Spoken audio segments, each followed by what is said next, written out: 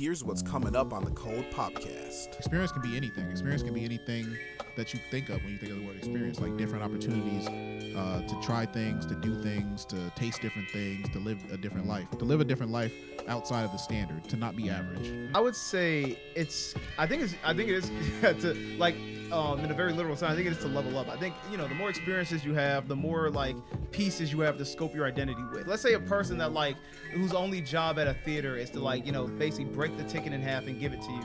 Like they do that for 8 hours a day, and if you talk to that person, they'll probably tell you I'm way better than this, and I know I'm smarter than all these drooling idiots coming into the theater. Like he's over there thinking you're an idiot. Look at these animals lined up to slaughter. That's all. From everyone's perspective, everyone else is missing something.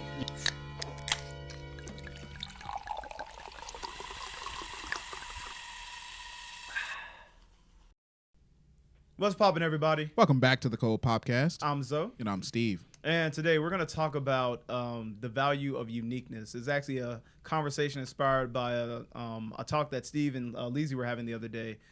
Pretty much the whole gist of it was a discussion around what type of value there is to being special or unique. What is it that makes you special or unique? And does having those traits kind of set you up or, make you better equipped to be successful in the long term? Yeah, so part of the conversation, we actually were trying to determine, is anyone special? Is being special a good thing? Are most people average? Is being average a good thing? So we're going to go into it with this video from David Goggins. We have a nice clip about, he talks about thinking outside the box and why it's important to do so. You come from a town of 8,000 people. It's like we had a local plant, Great Dane. And you're like, you know what? I want to work at Great Dane and get a house next to my mom. That's what you know. So many of us come from these small places in our mind that we're not willing to think outside of only what we've seen. Our mind works in such a small compartment. And one thing I was able to do was to dream. I was able to dream outside those fucking four walls of that small town. And until you're able to really put yourself into that dream, but don't make dreams your master, that's where you truly become what you're destined to become. So from what I remember in the conversation I was having with Lizzie, I was basically saying, imagine you're a person at a theme park, right? You're at the theme park and you're on a roller coaster, and that roller coaster, of course, has guardrails that sort of define how the experience will be on that roller coaster. Now, while you're on the roller coaster, you can't really make any choices. You have the choice to either enjoy it or not enjoy it, but that's basically the limit of your choices. But after the roller coaster, you have the option. You can get back on that same ride, or you can leave the roller coaster, explore the theme park, and maybe get on another ride. You can do other things, but maybe you can get on the other ride. And I think that's sort of like that idea of, okay, I'm in a small town and I have limited options, but am I willing to dream outside of those options? Am I willing to experience things outside of that box so that I can make myself more unique in my experience, so I can have a more unique experience than the people around me, and maybe I'll come up with something that'll be different. Okay. Yeah. I mean, I get that. It kind of sounds like it seems like a metaphor about gaining experience or expanding your perspective. Yeah, like having a deeper perspective. Yeah, because if you're at that amusement park and like I said, you're limited to one ride, or you limit yourself because you do have the whole amusement park, but I think a lot of people will they'll get used to one ride. And I think the idea that you will fall in line with just going back to that same ride is because at that point there's no more mystery. You kind of know what to expect. You kind of know okay, I like this ride. This is good enough. I'll just stay here. And in life, I do think a lot of people will fall in line to just okay, I picked my ride. I don't need anything else. But there is value of expanding that, maybe getting off that one and trying a new one, and leaving that comfort behind and stepping out your comfort zone. So I think that, like I said, that sums up the idea of getting out your comfort zone, expanding your horizons. Because, like I said, when everyone leaves that park, you'll be able to come away knowing probably a lot more about the park than everyone else. Right. My interpretation was technically that, okay, you're on this, not necessarily the ride, but you're on these rails, and because you are more open or more experienced with going on different rails or different tracks or maybe even different rides, that makes you somehow better or more equipped or more, it gives you more likelihood of being successful. That seems to me like the essence of the conversation is that was like being more open. Yeah. Being more open or doing more diverse things helps you become better or more successful. Would you say your argument in that case is like, if you all leave the park, you would say like just because John went on more roller coaster than me, that doesn't necessarily mean he had more fun at the amusement park. Not fun, but more successful, I guess. But Yeah. I guess if you're using fun, I guess is the as measure success. of if that's the comparable measurement of like success. Right. You know, it doesn't necessarily mean that just because I rode more roller coasters, that means I had more fun. Exactly. You had more to fun. me, that's the essence of the argument, and my perspective was like, okay, Okay. it doesn't necessarily one-to-one guarantee that. Because you've rode more rides, you're going to be more successful or have more fun. I would say it doesn't one-to-one guarantee it, but I would say that the likelihood of having a greater time at the event or at the amusement park is higher because you actually explored more throughout the park, right? You had more opportunities to have fun. If you, for example, are familiar with a ride, like say you get on a ride, the first time it's scary, it's like exciting, but then you get on it again, and then you're like, okay, it's less scary, it's less exciting, and then you get on it again, and it just continues in that same train. It continues in that same train of thought where it's like, now it's become less exciting. Now I'm less enthused about doing it. And I'm just sort of like going through the motions of, well, I'm at the amusement park. I guess I got to ride my favorite ride again. It's like, it might be your favorite ride, but after you do it a billion times, it's not going to be as fun anymore. I mean, that's true. But I think also you got to account for the fact that a lot of people want to limit the chance of like accidentally picking something they won't enjoy. Because, if you go to an amusement park, there's also the possibility like when you are opening up your horizons to where you'll get like a bad result. So like maybe I'll go on this roller coaster and then I try like, okay, I like that one, and then you go on another one, and then you go and you don't like it, and you go on one after that and you don't like that one either, and then it's time to leave. The person that's like, hey, I stuck to like the same 2 rides I liked and I had a great time. It was like the same thing, but I knew what I was getting into. There were no surprises. I stayed at a level of like enjoyment that was comfortable with me, and the other person tried too many things that they didn't enjoy as much, and you could argue they probably left with a worse experience. It's like trying a new restaurant and trying something on the menu that's different. Like you go outside your comfort zone like twice. It's like, I'm going to go to this new restaurant, and I'm going to try food I'm not familiar with, and then you don't like the food, and now you never want to go back to a restaurant. There's still a whole menu, but that one impression could leave a bad taste in your mouth, which would, could arguably leave people to be like, what would be bad about like, staying relatively close to what you're already familiar with. I think that's like an argument for perspective. Like if you go to a restaurant and you realize like, okay, I'm going to try something different. It's like, you're trying something different that you're not familiar with. So if you don't like it, you shouldn't discount the entire restaurant, especially if they have things on the menu that you could like. Yeah. Like if it's, and then back to the amusement park thing, I think that's also a matter of perspective, because if you go out and you try a bunch of rides, it's probably like, 50-50. Either you're going to like it or you're not. Even if you didn't like them, you still had the experience. You still have a story. Like, have you ever been in an experience, or have you ever had an experience where it was like, wow, that was terrible, and like this choice that I made resulted in this terrible experience? But then you walk away from it having more depth of knowledge. You have more depth of knowledge. You have a better experience. You have more wisdom that's been gained through that experience that sucked at the time, but you still technically gained something from it. Yeah. So like you could say that person that got on those rides and supposedly had a worse experience, well, they may have had a worse experience, but they have more experience overall. So then they can make a better judgment if they go to a different amusement park. Like, okay, well, now I know I don't like that type of ride. At the very least, I know that. So you have the opportunity to then say, well, now that I know I don't like that ride, now I can find an amusement park that only has the rides I like, and I can try all of those or something. I agree. I think like, behind every negative experience is like a positive lesson.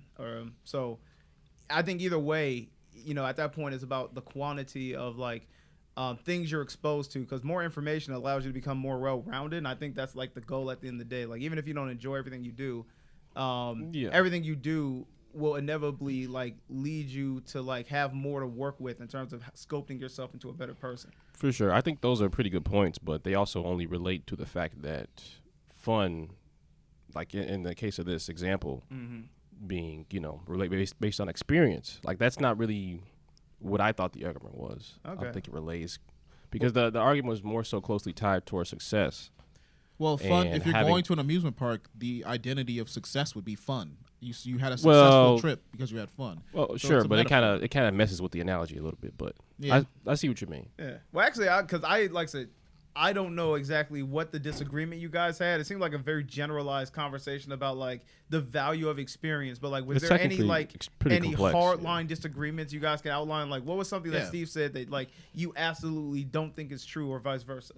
I would say that, or do you want Lisa to say? Or? Either one you can tell me. Like, Well, so, I mean, I don't want to speak for Lizzie here, but it seems like Lizzie was basically saying something along the lines of, even if you have a completely average or normal experience, you still have the same opportunity for success as everybody else. And when would would you say that's accurate, or how would you define experience? Yeah. I guess so that you guys are on the exact same page. Like, what does experience mean? in my mind, I was sort of defining experience as like uniquely doing things. Like a good example I gave was so for example, in Europe they have gap years. A lot of the people, when they turn 18, instead of going straight to college, they'll travel the world, they'll do different things, and they'll have different experiences that a lot of their peers may not have, whether they can't afford it or maybe they just aren't interested in doing it. But they'll, at the end of the day, the people that take the gap year tend to have more of a deeper experience and knowledge of the world around them. Another example I gave was like joining the Peace Corps and being a volunteer, for example. Like if you turn 18 and you go to the Peace Corps, or even serving in the military, but the Peace Corps is a better example. You help people, you live for free, you work for free, I guess, but you also get that bountiful experience of having done something that most of the population can't say they've ever done. Okay. So that's what I would say by experience. But experience can be anything. Experience can be anything that you think of when you think of the word experience, like different opportunities to try things, to do things, to taste different things, to live a different life outside of the standard, to not be average. Okay. You know? Yeah, my argument is a little bit more simplistic. It's based on just a very simple logic that, okay, let's say, for example, you were raised as a child to be like a football player. You've been playing football, you've been training in football for your entire life, but that's the only main experience that you've ever had. You can still be an exceptional football player. You can succeed. You can have a tremendous amount of success and end up getting a lot of money during your lifetime.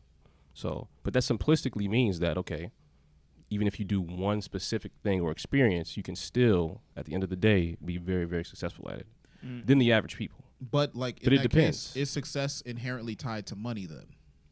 Well, Is success inherently tied to it? not exactly, but it's a pretty big part of it, Because at like least in America. I would argue that, a lot of people that, are in like, one track careers for a very long time, they may be limited in their ability to like express or, engage with the different aspects of living a life. Like, it's probably not a good example, but there's a lot of like athletes that end up like beating their wives and being very Terrible. not uncultured, but like maybe uncultured is a good word, but just like not having a good wherewithal. Like, there's like the meme that all athletes are just kind of dumb. It's like, obviously not all athletes are dumb, but there's a lot of athletes that just like, they don't have to really think too much. And I think that lessens the depth of their experience overall. Like, they may not be average per se, but they're average in many different ways. They're just living a life where it is perceived as successful because they've achieved very high in one area. But I feel like you have to take a more holistic approach to life where you want to be successful across all metrics. Well, Obviously, yeah. it's not always possible, but I think striving towards that should be the goal. For sure, if it's based on like if those are the values, but it's highly individual. So it's like if that's what they value, cars, money, and classic American dream things or whatever, then if they have it, then they're happy. Then I guess they're successful. So What? But your part is still stands. Your part is definitely true. I mean, having more experiences makes you better. Yeah. I think what needs to be done to like, I guess, give a point to like the argument is identify, because it seems like at the end of the day, it's like, does more experience lead to more like a successful life? And you have to identify like what I guess is the metric of success that people are trying to like reach like in life. Is it happiness? It's so broad. Is it money? Because it's like, even if you say happiness, you have to define like, well, are we saying happiness is subjective, or is there like an objective way to quantify happiness? Right. So there's actually a Japanese concept called ikigai. We can watch this video. This guy Okay. kind of explains it. He's a marketing guy, so it's a little bit of a business perspective, but it's also about happiness as well. So let's see it. Talk about how to find and do work that you love. Let me introduce you to this concept. It's called ikigai, and it means thing that you live for. And it's broken down into 4 circles like this. And it talks about what do you love? What does the world need? What do you get paid money for? And what are you good at? So what happens if you love something and the world needs this? This is considered a mission. Now, if you're good at something and you love it, but you don't get paid for it, that would be considered your passion. And if you're good at it and you're paid for it, that's called your profession, a job. And then the last one is the world needs it and you're paid for it, but you may not be good at it. So we're going to call this a vocation. So ikigai is to say that we must find something here, our reason for being. And this is really important. You must love it You got to get paid for it. So all these things are in balance. And if we can design our lives around that idea, we'll be happier, healthier, and wealthier than we've ever been. So that's more in line with what I actually believe to be true happiness. Like you can be happy at a surface level, like with the things like what Lizzie was saying, like if you have like the American dream, like if you have the things you want, then that's good, right? That can lead to happiness. But I don't know if I would necessarily define that as success per se. Like I think success is when you actually check all those boxes. Like, you know, you have something you're passionate about. You know, you actually you're doing something that the world needs. Like raising a family could even be something like that. You're paid well. That's a part of success, of course. You're emotionally secure. You're in a position where most things are going in your favor. But I think that if things get too one-sided, it's usually the case that someone hasn't explored their options enough to really understand whether or not they are they're actually positioning themselves to have that type of success. Like if they're aiming for that happiness, they may not find success. You know, it's actually funny. I think like that kind of made me think like that example, because he did kind of isolate like an actual metric to like measure what you will find successful. But I would actually think I could be more in line with like what Lizzie was saying about, because by that you can almost like min-max your experiences to find happiness, because if you know like what things you want to reach, then you can pretty much optimize, you know, your like your experiences and basically minimize as much wasteful experiences that you don't need, and just like single-mindedly focus into finding that thing that's going to make you happy. I think if you have any athletes that spent their whole life being raised to be athletes and pretty much only knowing that, sure, they might have a limited like horizon or like idea of like what they possibly could have liked. But if they're good enough with what they know and that's comfortable to them, all they then have to do is just kind of gear their experiences towards like maximizing what they can get out of that goal. And when they reach it, you know, you could say like in regards, they lived a successful life, you know, with minimal amount of like wasted experiences, you know, doing things they probably wouldn't have liked. I can see that. I understand your argument, but I think about like the depth of experience. Like they may have lived a life, right? And they may have been successful to an extent. But I always think like, you know, like kind of like you said, min-maxing, like maximizing actually the amount of success, I think, is probably important. If they were to just live through a career as like, think of like Shannon. Is Shannon Sharp an athlete? Was he actually an athlete, or is he just a talking head? No, he was. So like think about Shannon Sharp, for example, right? So Shannon Sharp played whatever sport he played for whatever amount of time, and he was probably pretty good. Yeah. But if he never explored the idea of actually going, Probably. I don't know what sport he played. He played football, bro. He played football. Yeah, we have any sports fans in here? Was he good? Was get offended? Yeah, he got the Heisman. Okay, so he got a Heisman, you know, but he could have peaked at that point. But I would say I didn't even know Shannon Sharp played sports. Yeah. So the fact that he went outside of his comfort zone and sought something different and became the talking head instead, that shows that actually opened a door to more success. But he probably could have took his millions, took his riches, and retired, and then said, you know, I'm just gonna have a family, go to the club, party, do whatever I want. But he took a different route and decided like, okay, I've been successful in this venture, and now I'm going to see what's next. I'm going to see what else is out there. I feel like a lot of people don't do that. Like a lot of people decide like, okay, well, you know, I've done X, Y, and Z. I've made it to this point in my life, and now I feel like I'm successful, so that is all the success I need. Yeah. But I feel like success should be unlimited. And I think that having that different mindset to step outside of the box shows that, okay, well, I may have some form of success, but that's not enough.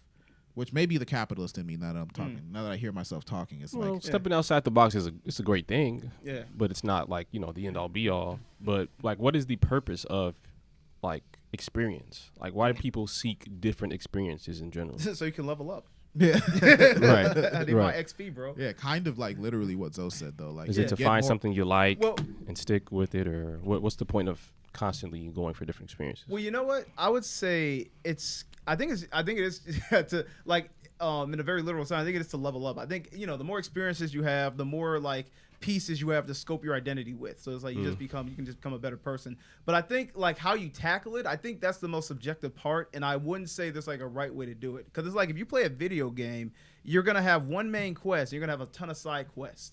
And, you know, everyone, you know, people choose to do it how they want. Some people go straight for the main quest, and then they do the side quest after they feel like they've accomplished, like, that guy's chart, like, their purpose. That's true, yeah. You know, but some people, you know, they want to some people want to do side quests first. They want to like Right, see right. everything, gather as much experience, and then when they feel like they're as well-rounded as they need to be, they've leveled up to a point, then they go ahead and tackle like the main quest with like all that's their true. added things, and Very it might true. have an easier journey to the top. But I don't know if there's one right way to do it, but I do kind of view life as kind of being like that. Like once you Right. identify what Right. your purpose is, then you go about like, do I just like say do the basketball player, just like I'm gonna stick to the sport, only know this, only study that, and then you know you become Shannon Sharp, where it's like, okay, now I'm gonna take on a bunch of side quests. That's you know, that's like the main part of my argument, because obviously there's a you commit a certain amount of time to it, but your life is not really necessarily limited. Mm-hmm. So you can like at any point in time like say, okay, I want to do this now, I want to do that now. But I So say you're not life. limited. I disagree because I think life does have limits, especially if you do something like start a family, have a kid, or Well, maybe you in don't even certain choose things, to for have sure, a kid. yeah. Things can limit your opportunities to do Certain things. categories. You can even be limited. you get locked at a story quest. Yeah, exactly. Like you like you glitch into the wall and now you can't get out and you got to start your game over basically. Yeah, or you killed the farmer, now you can't do like the pig rescue quest. Yeah. Yeah. Yeah, no, it's like you end up in a position where you can't make certain choices. Like it happens to people. Like there's sometimes where you literally cannot make a certain choice or else it's going to be a huge issue. Like I had kids, now I For can't certain go back things, to yeah. school. You know, Yeah. something like that. Very few, but yeah, for certain things. there's I wouldn't even say there's just few. Like I would say even something Well, like having, biologically, there's probably like a lot of biological limitations. not even biologically. I'm talking about like life choices that are not biological that can actually result in you being locked out of doing certain things. That's true, like Like- health. And, No, not like health. well, health's like the main one. health is one, but that's not what I'm talking about. I'm talking about choices. Like, you know, if you can have health choices, I guess. But if you like make a choice that's like, for example, I'm gonna spend 8 years in school to be a doctor, not even knowing whether or not you want to be a doctor. Now you have $300,000 of debt and you don't want to be a doctor. So you're locked into that decision to be a doctor because it's the only way you're gonna pay that debt off. That's kind of what I mean. Yeah, I agree. I think I was watching like this stream the other day about this. He was a animator stream. I'll shout him out. I like his stuff. It's called A Fox in Space. He makes a cartoon, but sometimes he just does streams on Twitch where it's just like, hey, just sit down, relax, you know, talk. But he said like a thing. He was like, someone asked him in the chat. He was like, what am I gonna do? Like, you know, you're Batesy. He's like, I'm 40 now, and he's like, you know, after I finish my cartoon, like, is there anything else I want to do? And he's just kind of like, well. He's like, the way he thinks about it, he's like, I think about I'm in the later stages of my life. And I think at this point, he's like, I look back to when I was 32 and he's like, what was I doing for the last 7 years? He's like, well, I've been working on cartoons. So like, what am I going to do for the next 7 years? He's like, well, I'm probably just going to stick with that. Cause like the last 7 years of my life, I've been invested towards that one thing. And so like anything else I try to do outside of that, it's going to be like starting from square one. And it's like, the older you get, the less time you have to really like reset. So it's like, Right. I kind of think about that where, you know, in what you said, like a lot of times you can lock yourself into certain roles depending on how much time you spend. If you spend That's true, 8 yeah. years becoming a doctor, it's like, well, what are you gonna do in the next 8 years? It's like, well, hopefully being a doctor. Yeah. You know, 'Cause if not, then I just gotta start over. Right. So I think while you're young, there does have a value to like gaining a lot of experiences because then, you know, whenever you decide to tackle that main quest, you'll at least have a lot more knowledge and experience behind you to where it's like I didn't lock myself into one thing. I have a lot more skills to work with, and whatever I decide to do, I'm not going to be necessarily starting from square one because I may step back, but then I've opened up all these branching paths. So it's like, well, I'm not going to be a doctor, but I could probably be a plumber. You know, I spent a little time learning about this, you know? Right. So I see value to, like I said, taking those side quests early and then, like, you know, going in later. Yeah, you can like basically you diversify. Like I'd say that's the value of experience. You can diversify your like kind of like how we started it off. Like you can diversify the way you're equipped. You may not be like better equipped in every situation, but you can diversify how you're equipped. So then you have more opportunity to choose. Like when you have the equipment to make a selection in your life, then now you're just able to pursue routes that may otherwise have not been available to you. For example, if that person that went to medical school, if they were like on a podcast and they were in the podcast the whole time they were in medical school, it's like, well, a lot of people wouldn't really have the energy or time or patience to actually do something like that while they're doing something as grueling as medical school. But if you think about it, it's like, well, being on that podcast might actually open up a door where it's like, okay, well, I might have went to medical school, but now I don't have to be a doctor. You know, like I can pay off my debts without being a doctor. So I have that extra option. Yeah. So it's like, if you're somebody who, I always think traveling, like I used to not brag about it, but I used to talk about it a lot more in terms of like the value of traveling. Like, I feel like traveling has been like a really big thing. Like, if you ask a lot of entrepreneurs, they'll say like, one of the main things you need to do when you're young is travel. And it seems sort of like corny or sort of silly at first, but when you think about it, it's like you can go somewhere and see how other people live, and you can see what they do and how they act differently. And that in itself is an experience. Like, seeing how people live, even in another state. You know, you go to another state and you see how they live over there. There's something in that where you might be able to come up with a new idea based on something you saw that very little people from your community have ever seen. So it's like, that's an additional thing. But I want to get into this next video. This is a little bit of Andrew Tate. Let's see what Andrew Tate has to say. You got something, Lizzie? Oh, okay. Go to school. You're going to get in debt. You're going to get a job. You're going to get a wife. Divorce is coming. You're going to lose the house eventually. Your job's shit. Inflation's outpacing your wages. You're going to work. No one's going to appreciate it. Now you're old and your life's over. That is the matrix for 99% of men. And you need to find a way to escape it. You're going to go to school. You're going to get in debt. Yeah, so I picked that video because I think that, you know, sort of what I'm talking about is one of the ways to kind of escape that matrix. What do you guys think about that? Like, I mean, I kind of believe in like the idea of like, okay, there's like a matrix where it's like you sort of get locked into it. And there are ways to sort of circumvent it, but if you're not actively working on doing that, then you end up literally in the matrix. Like, you know, like he said, you get a job, you work the job, you get a wife. Your wife leaves you. She's not automatically going to leave you. But, you know, like, kind of like there's just like going to be like a set path, like a set trajectory based on your choices or based on your experience, because you're not going to know how to navigate outside of the set path, I guess. Yeah, I agree with that. You know, the Matrix, I like to think of it like a complex machine, you know, because when you're born into a world, you're kind of born into like a machine. Like you're born with limitations, you know. You're born already without any choices of your own autonomy, because you have people raising you, and those people are going to basically already imprint you with like certain information that they're only limited to. And then, you know, you're basically set up to go down a certain linear path. It's like, okay, you know, you're going to, like, everyone's going to go to school. Everyone's going to have a specific set of career paths that they're going to be told about that they can go into. You know, and you can go to college. It's like only as you get older does like your horizon start to get more broadened. But I think the problem with that is if you're born on a linear path and then all of a sudden, like, you know, you've been walking that one path for so long and you just see a whole bunch of branching paths, you know, that's like I forget the word, but it's like decision anxiety. Decision fatigue. Yeah, it's like you're not going to know what to do. You're just going to want to be like, okay, well, what path seems like the closest to what I'm used to? Because that's all you're going to know. And like when you're thrown into that type of system, I think you are effectively in a matrix, because a lot of times machines are set up to anything that goes into it is, you know, essentially being recycled to keep that machine running. You know, I think of like a cartoony machine that like you throw a pig into it and on the other side it turns into bacon. Right. You know, it's like it's all the system where it's like, and then that bacon gets fed into more pigs, and you know, it's like that. So it's like a cycle that's meant to keep itself alive. So it's like you're put into the world, you know, to work, to give back to the world, to keep that exact same world working. You know, and I think to what you were saying, to break that system, you know, you have to kind of like see what the world is like outside of that machine, because a lot of people probably don't know, but it's not just one big machine at work. There's a bunch of them. Right. You know, you can choose to live within one, but a lot of people aren't even aware of the other one. So it's like sometimes you gotta take a look and see what other machines are out there and which one you might want to be a part of. Right. Yeah. And I do just want to clarify, like, my argument isn't exactly okay. The straight and narrow path is like the best path. That's not my argument. I'm just saying the straight and narrow path is a possible path that can lead you towards success. Yeah. I think undoubtedly and inherently the best path is having a diverse set of skills, experiences, and et cetera that makes you better.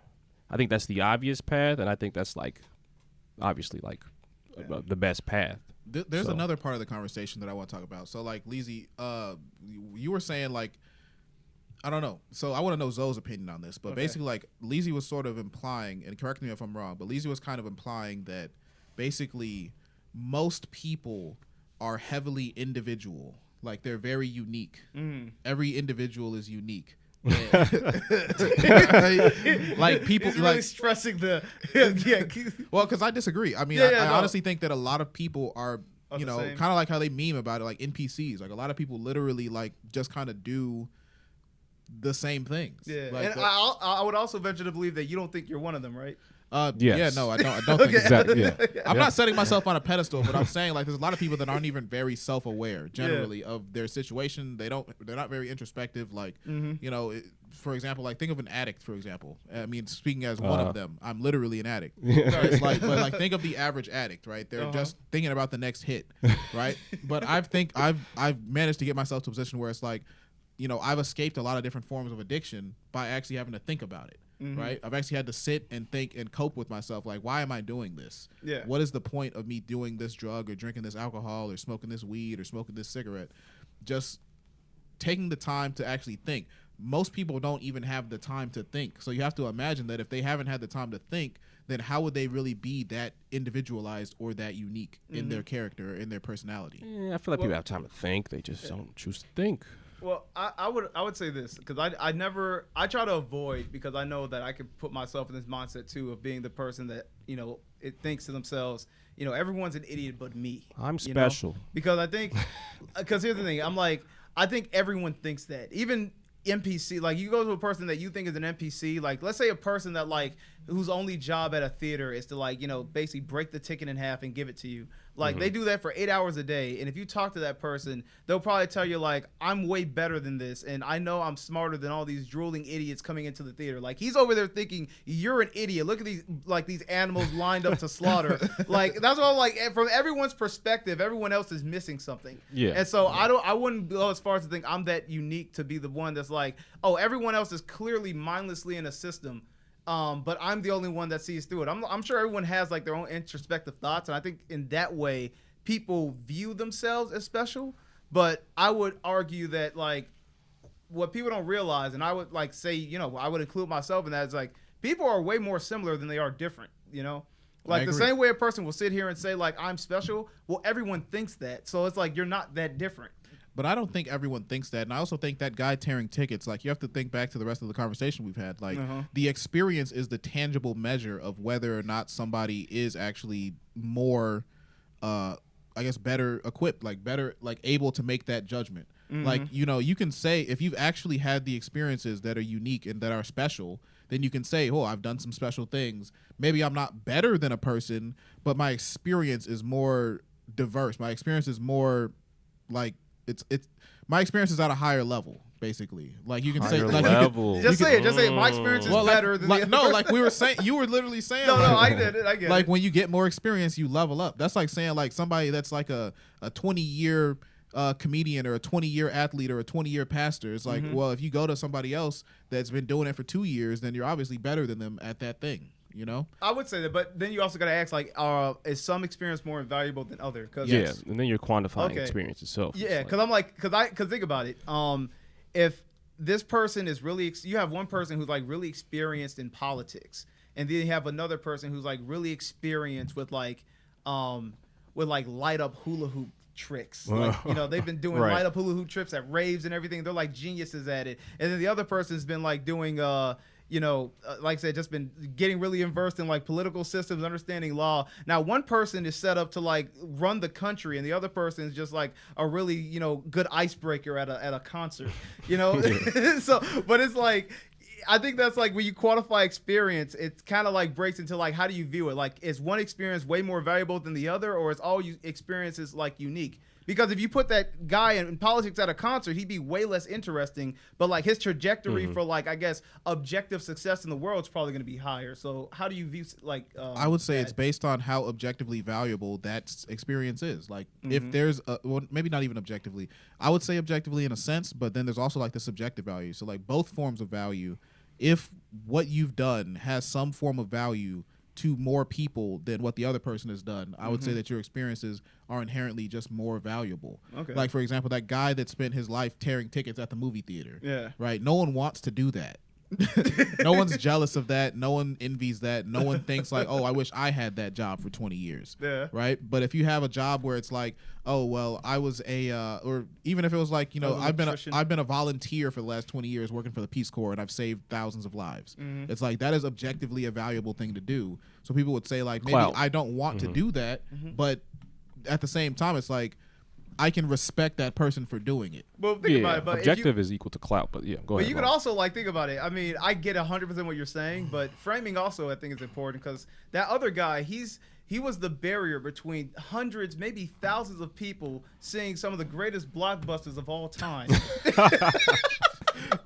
You know, like he's put thousands of people in seats to see some of the most culturally defining pieces ever made by man. And you're saying there's no value to what he's doing? Yes, I'm saying He that. said there's no clout. You get zero clout points. So Leezy kept making this point about clout when we were talking too. He said that you're only trying to have different experiences so you can have clout. Yeah. But it's not necessarily to me. Metric. To me, it's not. To me, the metric is not clout. The metric is being equipped to actually function in society. So if you can function at a higher level than other people, then yeah, okay, you have a better opportunity. You literally have a better opportunity. The word you used was objective. I did say objective. I said objective value. Objective value, which is pretty much clout. The objective value is not clout. Well, if it's subjective, it would be like, okay. If it's subjective, like it would be clout. Subjective would be clout, actually. Well, I don't think so. Technically. No, but okay. Subjectively, if people are like, yeah, man, I really like Justin Timberlake or I really like Taylor Swift, then she has clout. Exactly, because subjective is okay, I like this thing and you like that thing, but these are both but Taylor okay Swift things. is not objectively good. I'm saying if there's objectively good is like happiness or clout. Is Kanye objectively good? No. Oh, okay. I felt like you wanted to say yes. I thought about it, but no, he's not. I wanted to take it seriously. Kanye is not objectively good, no. Okay. But I think feeding starving children is objectively good. Okay. No, well, basically, I get what you're saying. I was like, I guess the way to kind of like simplify what I think your rationale is, it's like, if I'm in a game and it's like, okay, I slayed 17 boars, but he killed a dragon, you know, it's like the experience he's got from that is way more than mine. Right. You know? So it's like, yeah, you're not going to go to the guy who killed 17 boars to protect your village. Yeah, exactly. It's like, I'm going to recruit he's clearly got way more experience, and therefore, like you said, his potential to level up is way higher. Right. Okay. Let's see this. Let's actually see another Andrew Tate video real quick, just for a little fodder. What time were we at, Leezy, by the way? About 30, what's that, 35? If you want to live life and go, oh, I'm average, it's okay, then you're insulting your parents and your grandparents and everyone fucking else. These people went through World War II and fucking ice ages to bring your stupid ass alive. And now you want to sit there and be average? You want to sit there and say, I'm sad and play video games? Then you're a fuck up. If you want to live life and go, oh, I'm all right, and then actually play the next one too. Play the next one too because it ties in perfectly. Okay. Oh wait, no, never mind. I still want to hear Kevin. Where's the next speak. Andrew Tate one? Yeah, Never mind. Oh, I think it was right there. This one. Yeah, play this one. All right. What, Cobra's Christmas speech? Did you find these videos? No, this is normal life. You've had a unique and individual life path. The things you've gone through, nobody else on the planet has gone through. You've lived certain experiences, the school you went to, the time you were picked on in that class, the girl who broke your heart. Every single thing you've been through is unique. Somehow you managed to stay completely non-unique. It's almost impressive how you can have a completely unique life experience and still end up average. What's interesting is none of you have been normal. Yeah, so like I don't know. Like I think like, you know, everyone has like their own level of individuality. Oh god. Individuality. Yeah, I just messed that word up really It's bad. all right, I got you, bro. Everyone's got a specific level of individuality, but there's a certain level where it's like, okay, if you're at the baseline, that doesn't necessarily mean much, I guess, in the grand scheme of things. If you don't utilize it. Yeah. You could be like the highest leveled person in the game, but like if you're not going on quests, then it's like, what's your worth? Yeah. You're not doing Very anything true. with it. That makes sense. And I think that's like I think everyone's experience, you know, there is a uniqueness to it. I think the importance is how it's applied, you know, because without any application to it, then it doesn't really have any impact. Right. You Impact. Yeah, impact is a really good word. Like having an impact, I guess that's maybe how you could measure value in a certain way too. Yeah. If you have an impact on the lives of others, if you have impact on your community, if you have impact on the world, whatever the value can sort of be derived from what level of impact there was in what you've done. Yeah. It's like if a tree falls in a forest, doesn't make a sound. It's like if no one's around to be affected by, if no one can perceive, the changes that you're making. Yeah, does it matter? Is it real? Matter. Did it ever really happen? That type of thing. I think that's why, like experience is only as worth as much as its impact to you to and others, to how you can apply it. Yeah, like if I'm like the way best, others see if I'm like the best, which is clout. If I'm like at the, if I'm like the best like knitting person ever, I almost said knitter, but whatever. If I'm the best knitter, I'll just say it. If I'm the best knitter in the world, if I can knit a really good cloth, like I can say knitter 3 times fast. If I can knit a really nice blanket, and all I do with those blankets is give them to my family, it's like, is that experience wasted? I don't know. Is that a good example? I think it is. I was gonna give one too. Like imagine if there's a person on the planet that actually got abducted by an alien, and like no one was around to see it, There's no way he can prove it to anyone. But it's like that's an experience that he actually had. It's like if he doesn't find a way to, I guess, apply it, and he just dies on a farm somewhere by himself, literally being the only person on the planet to have gotten abducted by an alien and came back. It's like, then what was it worth? Like at that point, in terms of how the world is, like it had no impact. It's like it never happened. Yeah, sort of. Probably caused significant trauma too. Exactly. To just have all that trauma and not be able to use it for anything. Yeah, I think that's how waste. People who I don't know. That's like how ghost hunters are born. Like I'm the only person that saw a ghost and no one believes me. Right. So it's like then it's like, am I crazy? Is there something wrong with me? Then you go into trauma. Yeah. So would you guys say that there's is there a pressure in our society to be average, to be normal? Like, does our society sort of thrive on that kind of pressure? Like, is that the matrix? Is that what we sort of push in American society or in Western society in general? Like, you don't want to be too far outside the box because then you'll be weird. Yeah, you won't be normal. I do think there's a push to be. I think it all just goes down to the fact that human society runs best on a status quo. Mm-hmm. Like what we appreciate about how societies ran is that if we just kind of keep everyone on the same page, then things run smooth. And I don't think people want to deviate from that because too much individuality and uniqueness could lead to radicalism. Communism. Yeah, well, I was gonna say chaos, but Bad stuff. It leads to chaos. It leads to anarchy. And I think there is a push to kind of keep everyone in line. I think that's what laws are. It's like, there's someone who probably has a really good talent for stealing, and he'll never get to explore it because it's like, well, we're gonna lock you up if you even try. Right. So it's like, I think there's a lot of ways we want to keep people very similar. And if we do want to have diversified ideas, we want to make sure that those ideas are somewhat scripted on a guideline. They fall within the rails that are yeah, exactly. So it's like I think acceptable. this may sound like I don't know the word for it, but I don't think there's ever really true freedom, in a society. You get controlled freedom. Yeah, there's actually you'll be happy with it. There's a concept that was spoken about by Jordan Peterson. I brought it up on the podcast before, but basically freedom is not just being able to do whatever you want. Mm-hmm. Freedom is actually being able to do what you want within a specific set of guidelines. Mm-hmm. Because if you're free to do whatever you want, then you can't really make a choice. But if you're free to do whatever you want within a set of guidelines, it's like, okay, well, I can do this, and that, but I'm limited in okay, so I'm not I don't know, I can't remember exactly how he's put it, but I feel like that makes sense. Yeah, I had a quote too. Unless you were finished. That's basically it. But you can do, if you can do everything, you're inevitably going to do less because you're going to try too many different things. But if you have a limit, okay, well, I'm going to do more within this system. I'm not going to do the minimum within the system, and I'm not going to do everything that I could possibly do. But I'm going to do as much as I can within the system that I'm a part of. That's what Jordan Peterson was saying anyway. Okay. Yeah, I heard this one. I forgot where it's from, but it's freedom isn't free. It costs folks like you and me. And if we don't chip in our $1.05, then who will? What is that from, actually? This is a Team America. Okay. Freedom isn't free. It costs folks like you and me. Okay, let's see this Kevin Samuels. We're going to close it out soon. But all right. Let's see the Kevin Samuels and maybe one or two more. Yeah. It being average being an insult. When did saying a woman that's cute is an insult? When did saying a woman's pretty is an insult? It's like women today who will tell you they're a 10. And even if you put parameters on it, they'll say I'm a 10 because of my self-esteem and how I look at myself. That is not how the world works. When did being average? So what do you think about that, Zoe? Do you? Yeah. I think I like that. I like everything Kevin Samuels says. Rest his soul. But I think that's true. I think that's evolved from the culture where everyone wants to feel special, and I think it's become incentivized for a lot of people. Even though I said we live in a system that kind of want to keep people somewhat the same or controlled because it's easier to run a society, I feel like living in those confinements, there's a rebellious nature to human beings to where it's you always want to feel unique.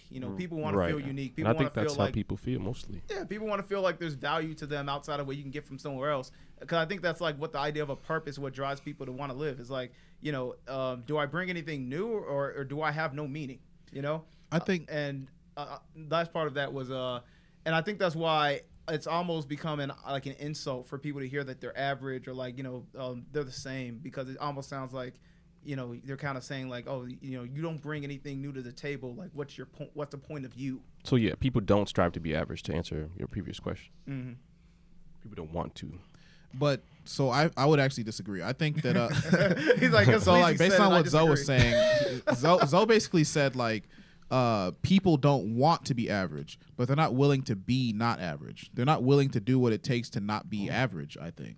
Yeah, I was more along saying that I think people want to be special, but I think what people have a hard time coming into terms with is that most people are average, and that it shouldn't be a problem to be average because that's just the nature of things. We are way more similar than we are different, and I think if people really accept the fact that we are come to terms with the fact that we can be the same, but then we can also value the things that make us unique. Because it's like there are small things that I think every individual has that makes them unique, but I think there's also a beauty in the fact that, people are mostly very much average and we're all the same. Yeah, well, there's that variation, there's the micro variations, like, okay, this girl does her hair this way, that makes her unique, or she has a little quirky personality, that makes her unique. But there's also macro scale things that make people unique. And basically what I'm saying is, if someone tells you that you're average, if someone points out, okay, well, you're just kind of like with a woman, for example, or a man even, in terms of attractiveness, this person is average. That shouldn't be an insult. That should be holding a mirror up to them and saying, you are average, but that doesn't mean you have to stay that way, right? If you're a big fat person like me, for example, and someone says, hey, Steve, you're like a 4.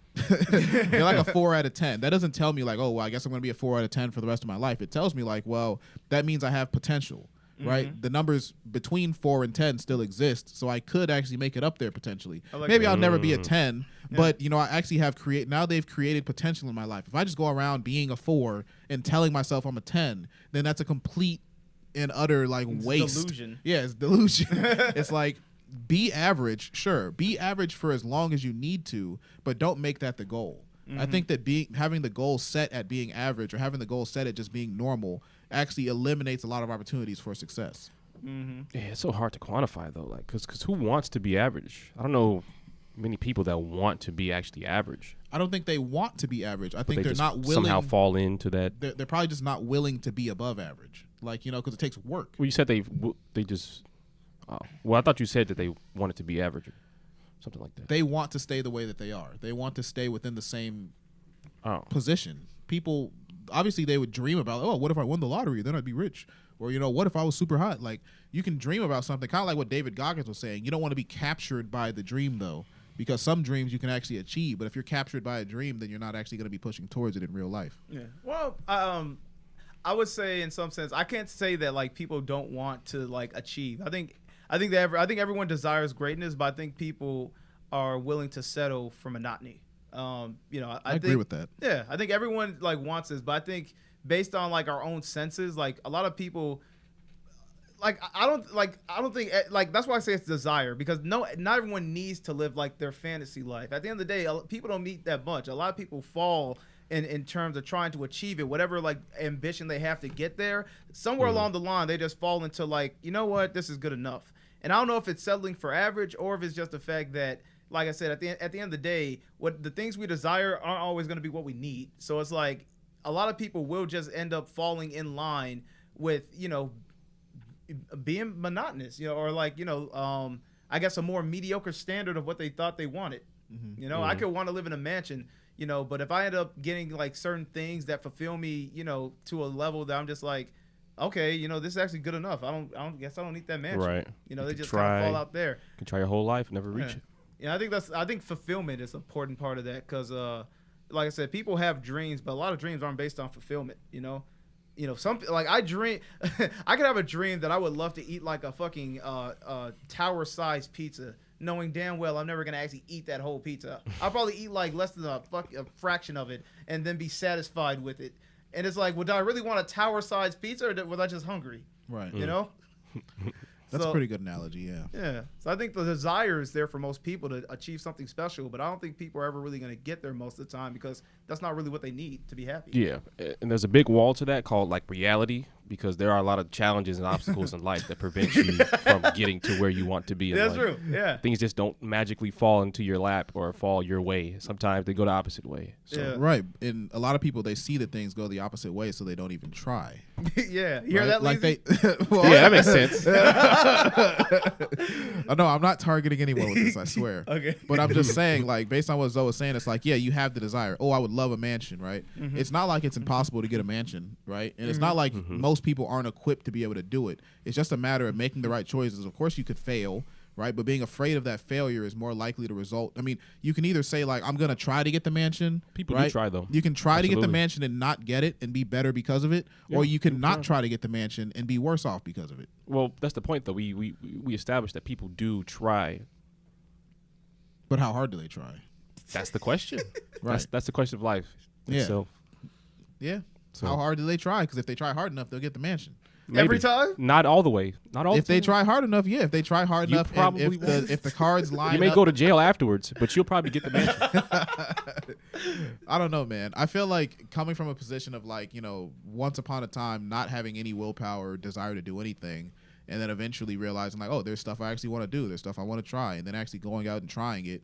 It's not that hard to go from like, oh, I tried to do this to I've achieved this. Not to say that I have a mansion, not to say that I'm rich, but I feel like, I've done things where I didn't have confidence at first, but as your confidence builds and as you're willing to put the work in, it's like for somebody that wants to be a doctor, right? You can fail. I've heard plenty of stories where it's like a doctor or a lawyer, they fail that test 5 times and they take it the 6th time and they get it, right?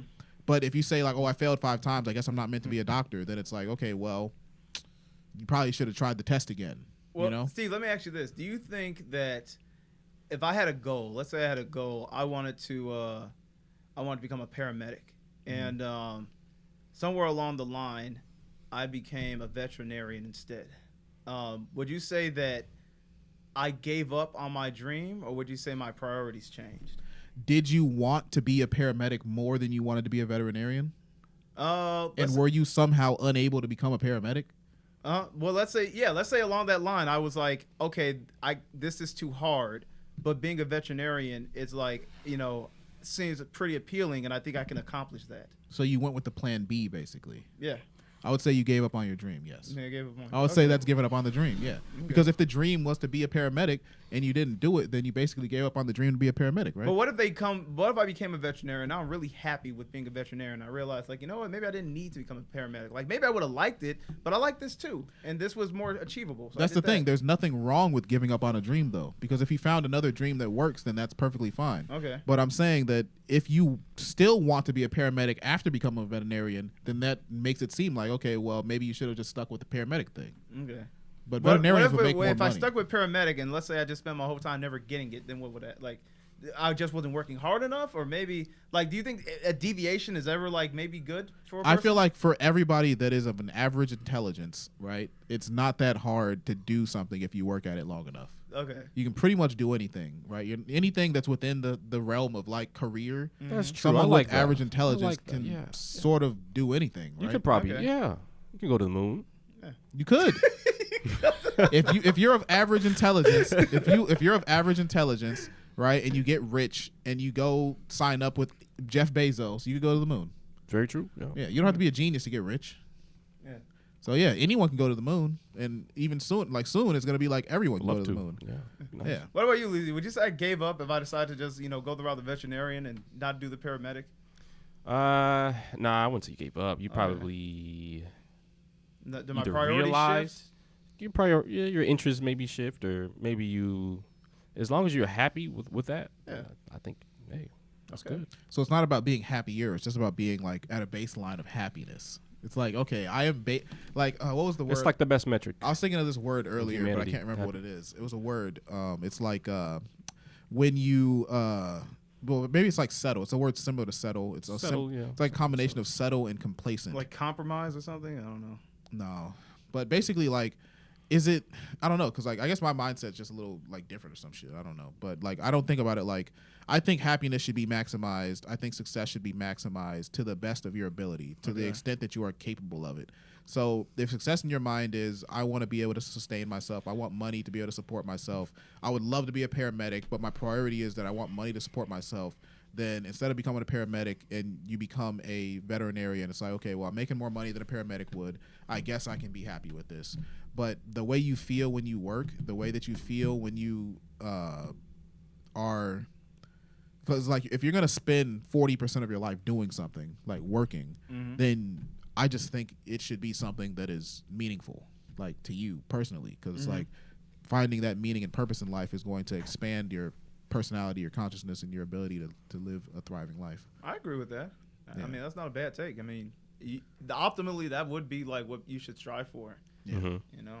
Absolutely. All right. Well, so I want to play one more video. Okay. Lizzie, let me see what we got. We're probably going to play this doctor here, but let me see what's still available. Not that one. Doc Ryan's. Not this one. That guy. Not this one. Ew. Okay, yeah. Play that third one from the end. Third one from the end. And this is the final one. Okay. Yeah. Jesus is in your trouble, in your trial, in your desperate situation. Anything can happen. That's why Jesus said, let nothing be wasted. Let nothing be wasted. The experiences that we go through helps us to be God-focused. Because the trial has a tendency, just like the fear, the desperate situation has a tendency to make us self-focused. But all these experiences that God allows us to go through is for us to become God-focused people. Amen. Okay, so with that, you can replace That's God too with whatever you like. But basically, I think that that person that goes and fails at become a paramedic, they effectively pick up some form of like trauma that allows them to be more capable of focusing on, rather than focusing on themselves, but focusing on things that are higher than them. So like with maybe focusing on a system, focusing on a religion, focusing on God, focusing on their family, but focusing on something that exists beyond themselves. So even though you gave up on becoming a paramedic, or rather, I think not giving up on becoming a paramedic, if you just go down that path and keep failing, you're going to gain something that wouldn't be gained if you just gave up, basically. Okay. Absolutely. Like something at a higher level, basically. Yeah, I mean, there definitely would have been something more unique down that path. I guess the thing I would challenge. Do I challenge it? Because I'm like, I don't know. I haven't thought about that indefinitely. And this is like definitely one of those topics that's like, you really got to like analyze every angle before I guess you really like, plant your flag. But like the idea, because like even if you go down the with the paramedic thing, like you are missing out on a certain type of experience. But the thing is, you gained a different type of experience with this new thing that you wouldn't have gotten before. And I guess my measure now is like, does that mean because it wasn't your initial idea, the paramedic thing is less valuable? I know you said that's going to be based on how you feel after you become a veterinarian. It's like, do you still want to be a paramedic? But, maybe it doesn't, maybe the paramedic wasn't the thing that met your core needs. Maybe the only thing tying you to it at that point is just the fact that I at first wanted to be a paramedic, but like every other ulterior goal or any other like ulterior type of motivations that push you to be a paramedic were met by being a veterinarian. So at that point, I'm just like, well, the only thing that was put that at this point now that you want to be a paramedic is because that was the original thing you said. Have you really given up, or is it just like you realize you didn't really need it as much as you thought? That's why I would question sometimes if it's really giving up or if your priorities just shifted. That's a good point. I can concede that. Yeah. No, I think if you actually find that being a veterinarian in that situation suits the situation better than being a paramedic, then maybe you didn't just give up. Yeah. I mean, I can acknowledge in your aspect if it was like the idea where he's like, well, I was failing at this, and so I took the easier route. Then yeah. But I don't always see that as an inherently bad thing, which I think there was a route where I felt like maybe that was what you were implying, where it's like, at the end of the day, you're a quitter. But it's like, sometimes I think sometimes it's okay to acknowledge your circumstance and your abilities and realize that I could do something else or I could fall back on this plan and still meet most of my goals. And maybe that would have been better than me sticking to this and maybe meeting none of them. So sometimes a priority shift, I don't think is always necessarily bad. I think shifting those priorities, if you have like an overarching goal that you can meet either way, and that other goal takes priority, like you said, having your priorities straight. Yeah. If you have a priority that's above what job you have, like for example, feeding your family, or having a successful whatever the hell, like maybe you're going to invest in a business at some point. It doesn't really matter how you get to that point. You would like to enjoy it by being a paramedic or whatever. You'd like to enjoy the path there, but as long as you get there, then you're reaching a higher, like if it's like a hierarchy of goals, and this one doesn't matter that much, you can cut the one that doesn't matter that much and instead do something else as long as it gets you to that next point. Yeah. So I agree with that. Okay. Yeah. But yeah, no, what do you think, Lizzie? Any final takes since you were like the man? You're Steve's antagonist during this. No, I mean it's clout. I feel like You just want clout. Well, no, I feel like we reached a pretty decent end to the conversation. Okay. Pretty decent. Nice. Cool. All right, guys. Thanks for watching, man. Let us know in the comments what you think, man. Is it important to be unique? Does being different actually matter? Is being average okay? Whatever you guys think, man. This has been a really fun episode. I love these discussion episodes. We try to do one a week. Make sure you guys follow us on all social media at The Cold Popcast. We're also on all audio and video platforms, YouTube, Apple Podcasts, Spotify, Rumble, wherever you find audio and video. Also, check us out on Patreon. $5 a month gets you access to all of the My Black Friends podcast and any other exclusive content we create for the Cold Podcast. So thanks for popping in. We got to pop out of here. All right. Peace.